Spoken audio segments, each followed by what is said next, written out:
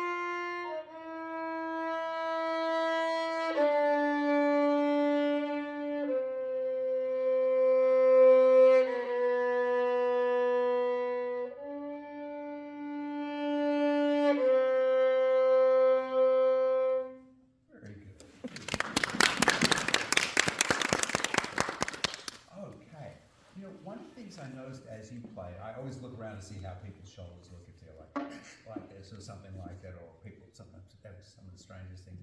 I think you're doing great. I think your shoulders are looking good, like you look comfortable. Feel comfortable? Good, good.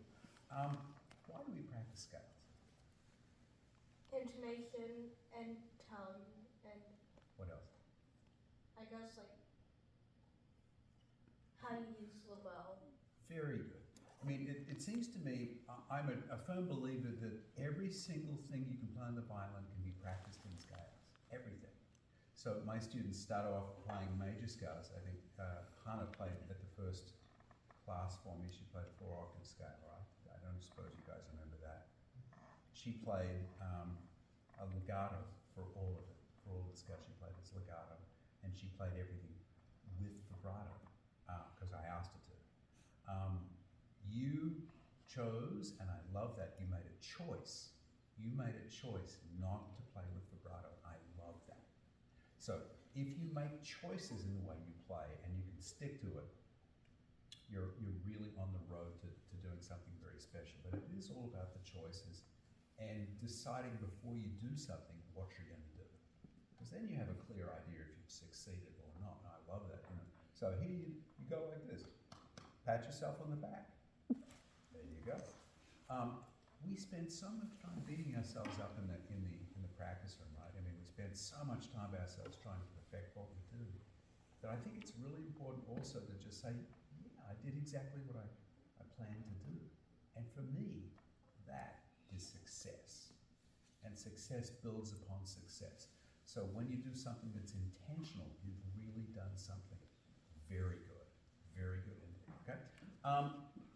One of the things I also suggest is that I think, you know, it's been alluded to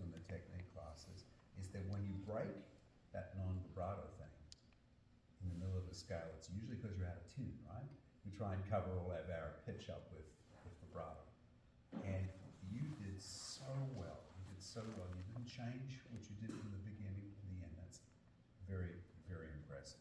So well done.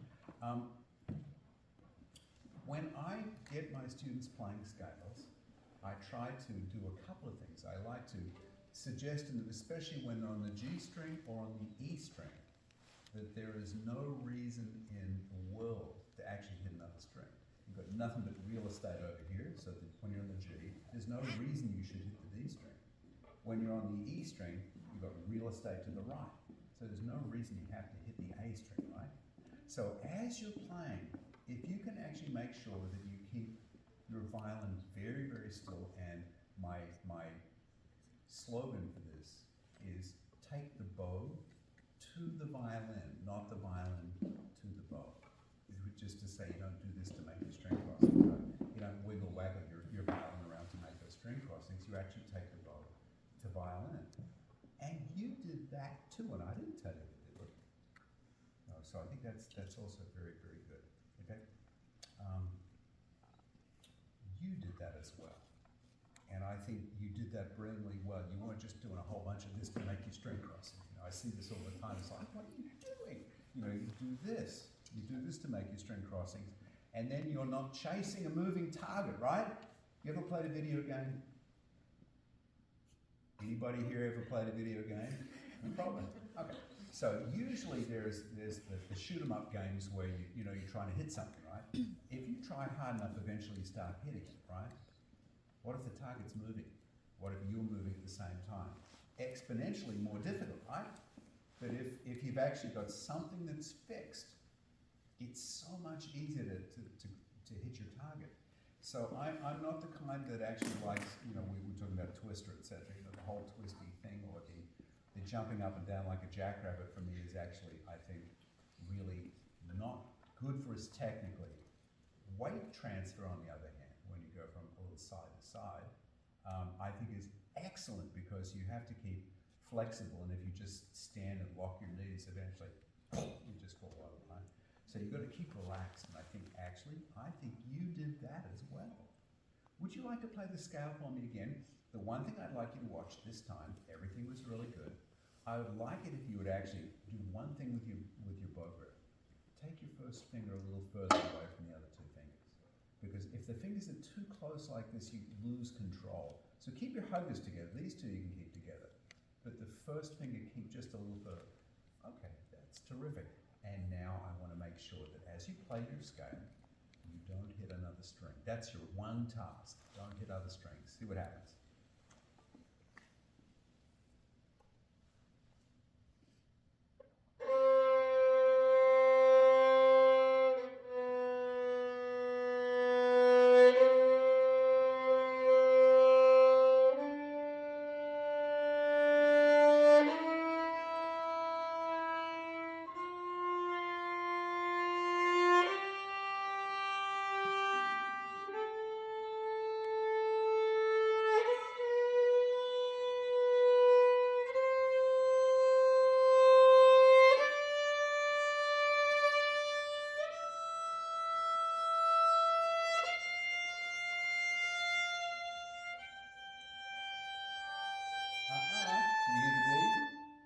Tiny D string. Okay. See, I know I'm being really picky because that's the first one you did. So you got to give me something to say. So just to say that it took that long for anything like that to happen, awesome, outstanding.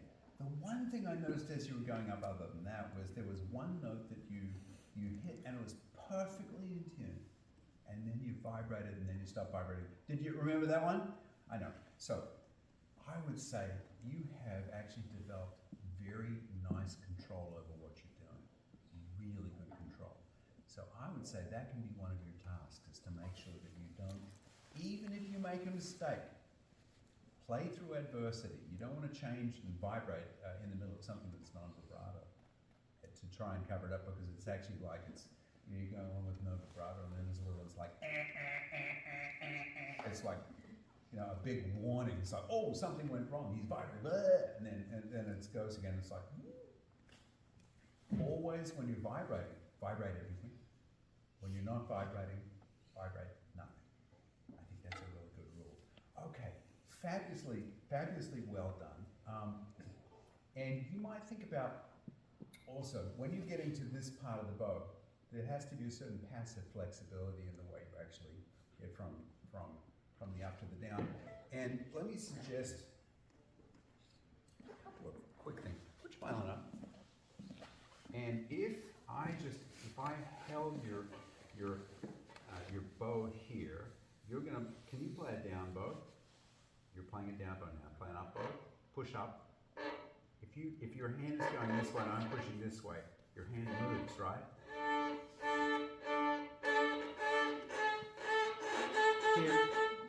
Herein lies collate. Okay, so if we're actually using what I call passive flexibility, you think about the bows going this way, eventually there has to be a transfer. So if you actually hold the bow still and try and do that, up and down, you're playing up bows, now play a down bow, your wrist would go this way, right? Exactly. Yeah, well, hopefully it doesn't go, you keep it straight. How about this also? We're going to try one other little thing. We're going to put you at the tip. I'm going to hold this. Can you slide your bow up, your hand up, and leave the bow where it is? I'm going to hold it. Okay, keep going. Just slide on up, slide. We're sliding all the way up and all the way down. Okay, now let's do it and let's stop here. Done. That's okay. It's my fault. Okay, that's almost too far. Can you get to here? This is what I call square position. This is about this. That's square position. This is the point where your elbow is the furthest back. You don't have to drop it. Don't drop it. Especially when you're on a low string, you have to bring it up. But this is what we call square position. And the elbows, don't drop it. And the elbow is the furthest point back. When you go this way, go up to the tip with your hands, slide up to the tip. Your elbow just went forward, right?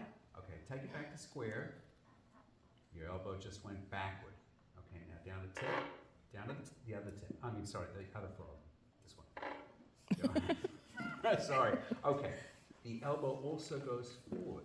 So if you actually know where that center point is in your bow stroke, it's the point that your elbow is the furthest backward.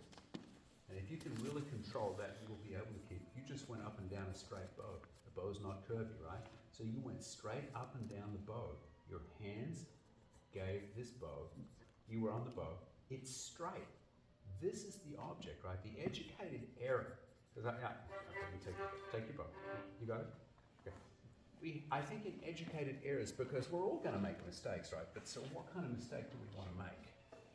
We want to first make a mistake that nobody knows about but us.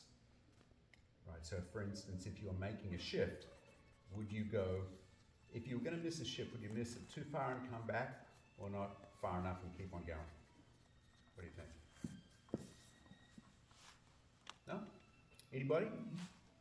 We talked about it, so not you. Anybody else? Yeah?